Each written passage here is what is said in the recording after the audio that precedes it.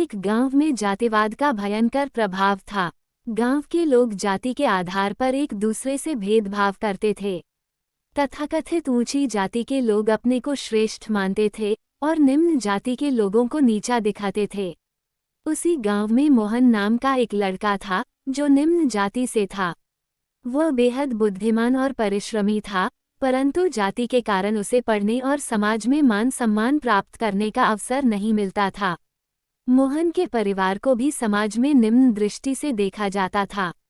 उसे बचपन से ही लोगों के ताने सुनने पड़े थे, तू तो निम्न जाति का है, तू क्या बड़ा करेगा। लेकिन मोहन का हौसला कभी नहीं टूटा। वह शिक्षा को अपना हथियार बनाकर समाज में बदलाव लाने का सपना देखता था। वहीं दूसरी ओर गांव के मुखिया का बेटा राजेश, जो ऊंची जाति से था, उसे जाति के कारण हर अवसर पर तरजीह मिलती थी। परंतु राजेश मेहनत और शिक्षा की महत्ता को नहीं समझता था।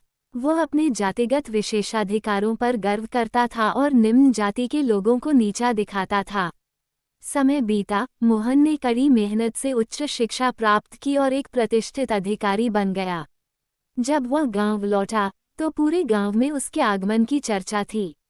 लोग आश्चर्यचकित थे कि एक निम्न जाति का लड़का इतना बड़ा अधिकारी कैसे बन गया। उस दिन गांव के लोग उसे बड़े आदर और सम्मान से मिलने आए, जिसमें राजेश और उसके परिवार वाले भी शामिल थे।